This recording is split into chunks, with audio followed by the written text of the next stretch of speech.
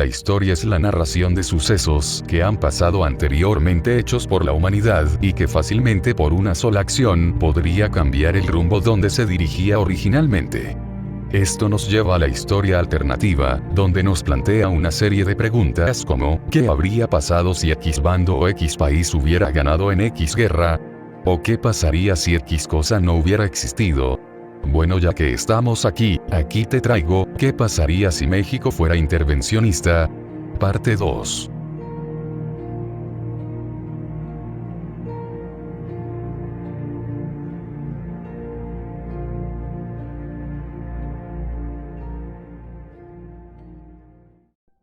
Guerra de Vietnam.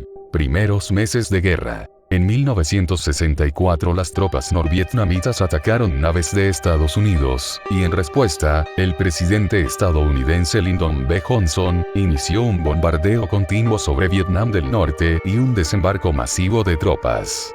Hacia 1965, las fuerzas estadounidenses generalizaron los bombardeos sobre Vietnam del Norte, aumentando el número de tropas de Estados Unidos en Vietnam del Sur, en la confianza de que impondrían su superioridad militar. Pero los bombardeos, que produjeron enormes daños en las cosechas, en las vías de comunicación y en los centros industriales de los dos Vietnam, además de causar la muerte a 1 millón de civiles, no lograron someter a los rebeldes comunistas en Vietnam del Sur. Vietnam del Norte, por ser un país comunista, fue apoyada por la Unión Soviética, China, Corea del Norte y Cuba, quienes enviaron tropas de infantería para combatir a los invasores estadounidenses. Sin embargo, debido a la amenaza del comunismo, varios países del mundo como Australia, Corea del Sur, Filipinas, Nueva Zelanda y Taiwán participaron en la guerra del lado de los Estados Unidos.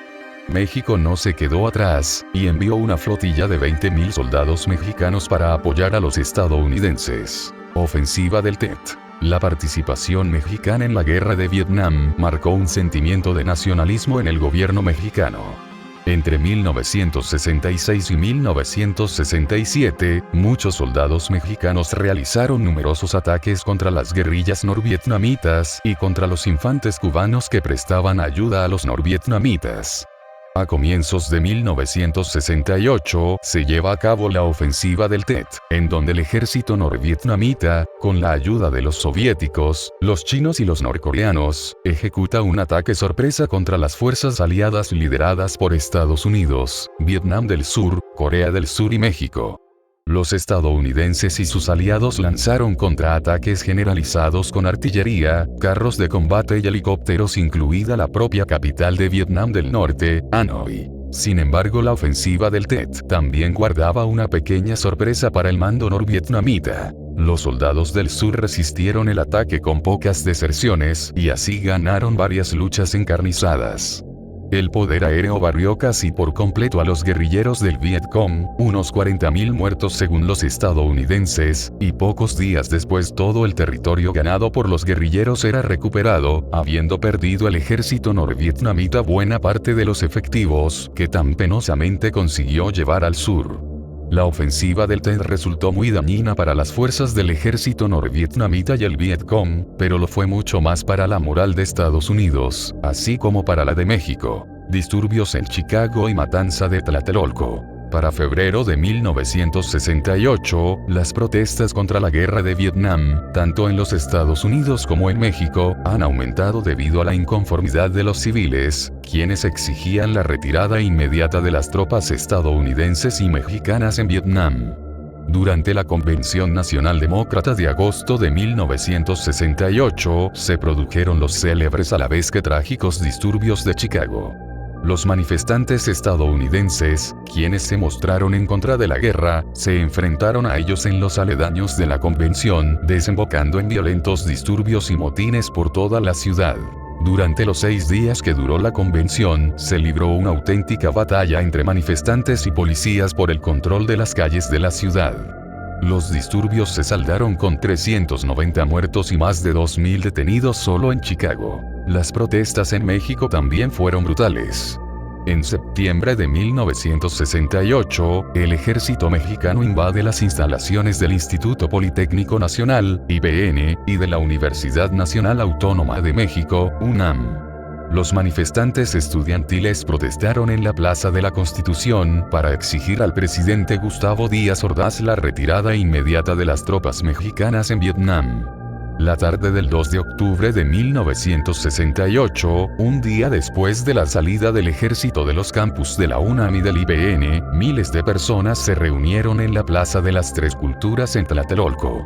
Los soldados abrieron fuego contra los manifestantes, dejando un tremendo saldo de 1.500 muertos.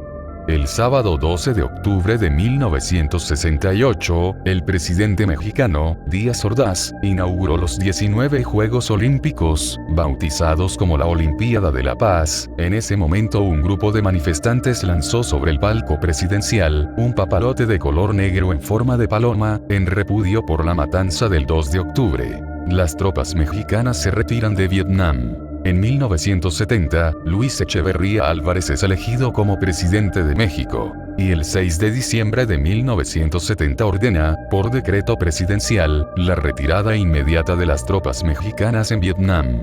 Además de las protestas contra la guerra de Vietnam, otros motivos vienen siendo la insurrección de las guerrillas comunistas en Guatemala, estado anexionado a México tras la guerra de 1959.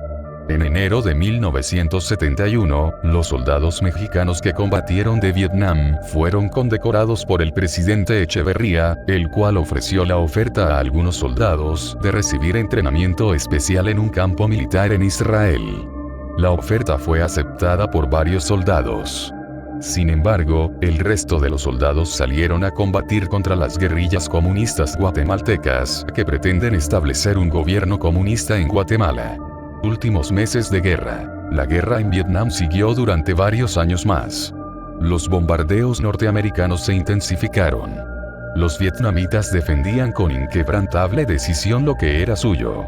El 27 de enero de 1973 Hanoi, Saigón y el Gobierno Revolucionario Provincial, GRP, firmaron en París los acuerdos por los que se retiraron las fuerzas estadounidenses. El 27 de enero de 1973, las delegaciones de Estados Unidos, Vietnam del Sur, Vietnam del Norte y del Gobierno Revolucionario Provisional concluían las negociaciones de la Conferencia de París, firmándose unos acuerdos por los que se establecía el cese del fuego y la retirada estadounidense de Vietnam del Sur.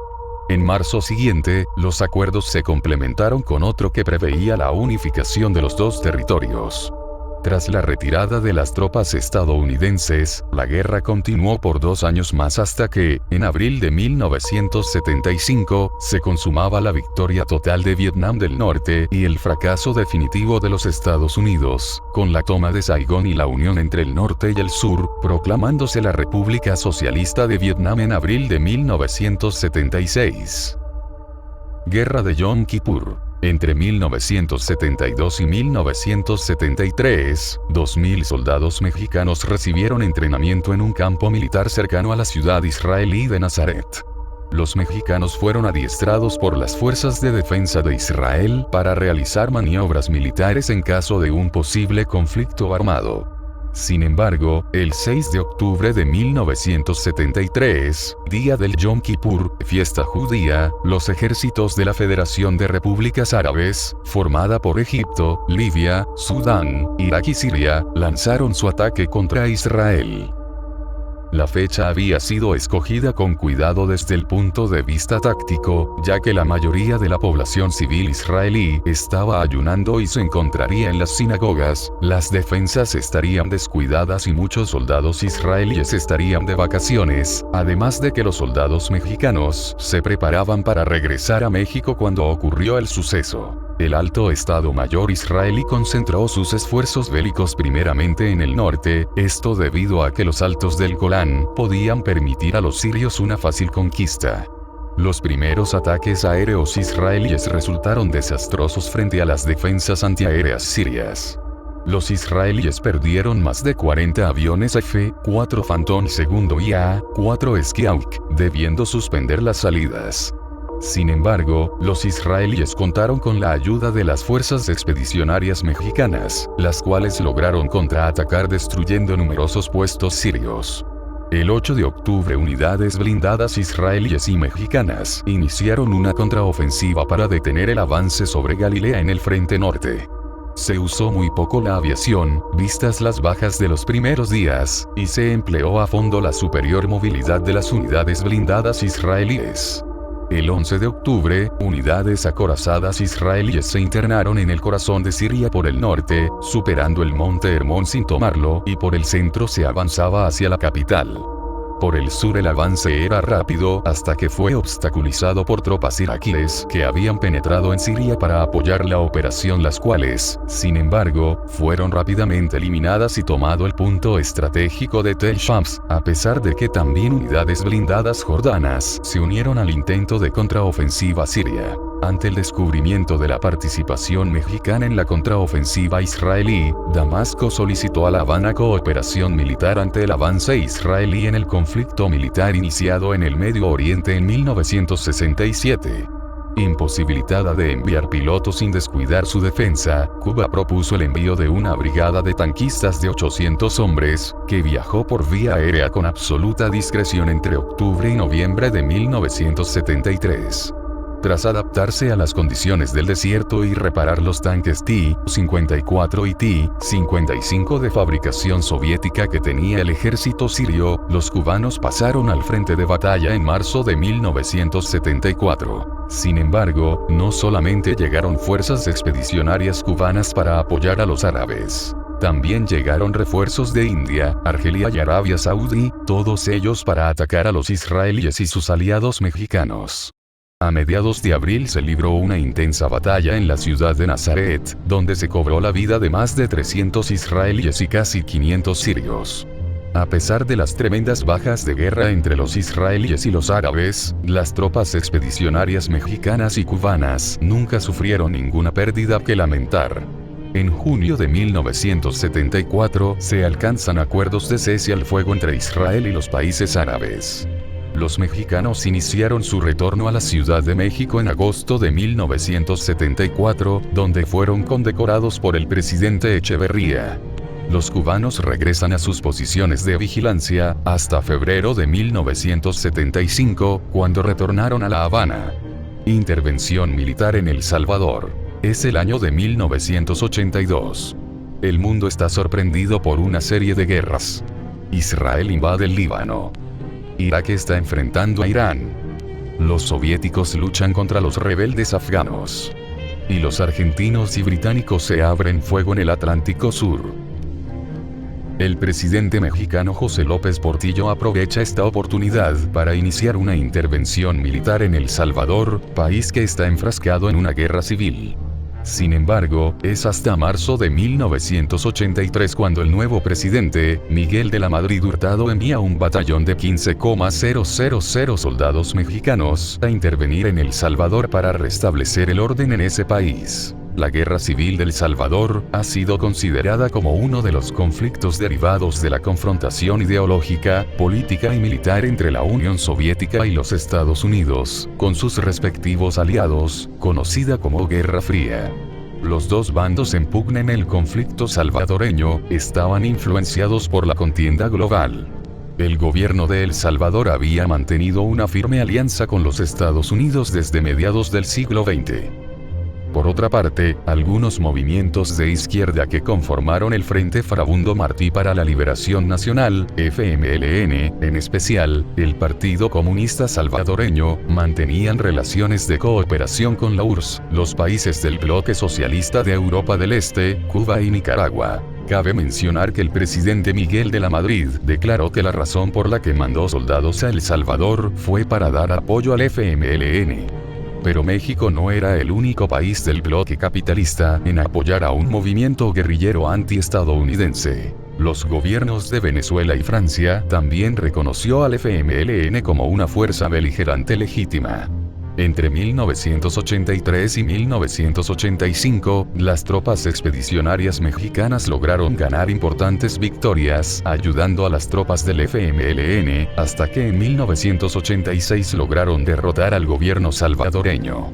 La guerra terminó en noviembre de 1986, y El Salvador pasó a ser un estado mexicano. Diputados y senadores estadounidenses acusaron a México de apoyar a la Unión Soviética en dicha guerra, y declararon que esto pondría en peligro la alianza entre México y Estados Unidos, pero el presidente estadounidense Ronald Reagan ya había establecido una gran amistad con el premier soviético Mikhail Gorbachev, lo cual era otro punto a favor del mantenimiento de la alianza militar México-estadounidense. En 1988, el gobierno mexicano solicitó a la compañía soviética Sukhoi y a la compañía francesa Dassault la compra de aviones 30 Su-27 y 30 Mirage 2000, respectivamente. Sin embargo, los aviones no fueron entregados a México, sino hasta 1992. Más tarde México compró a Suecia 50 cañones cañón Bofors 40 mm.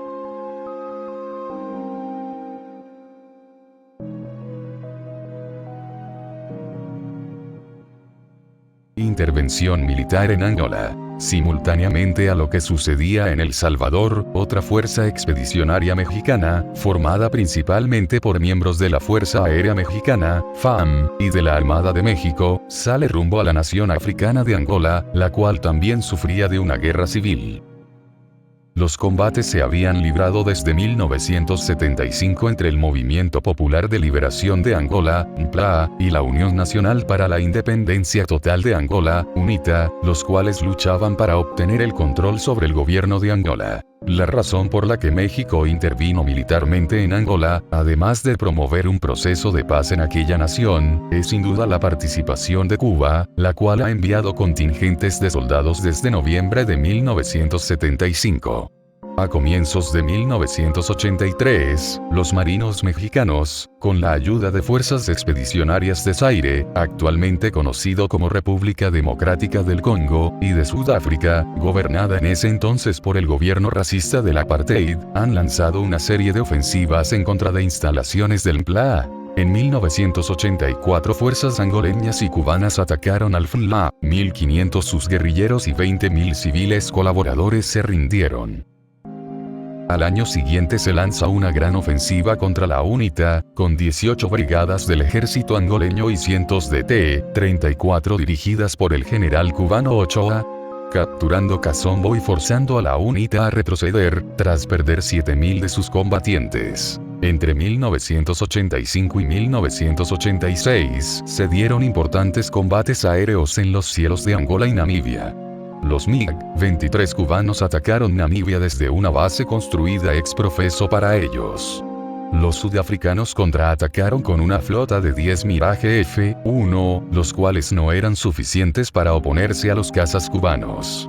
Sin embargo, los F-5 mexicanos han logrado derribar a 5 cazas cubanos durante las contraofensivas de la UNITA. Estos conflictos solamente terminaron con la derrota de las Fuerzas de Defensa de Sudáfrica, de las Fuerzas Expedicionarias Mexicanas y de la UNITA en Cuito-Cuanavale ante las fuerzas de Cuba y Angola, y con la llegada de un ejército cubano a la frontera con Namibia en junio de 1988, dispuesto a cruzar la frontera y derrotar a las Fuerzas de Defensa de Sudáfrica en sus bases de Namibia. Como confirmación de estos planes, el 27 de junio de 1988, un escuadrón de aviones MiG-23ML atacan la reguladora de agua situada en Calueque, territorio angoleño cercano a la frontera con Namibia. En esa posición se encontraba un destacamento de la SATF. Al día siguiente Sudáfrica y México piden a Cuba la tregua, y se reanudan las conversaciones de paz.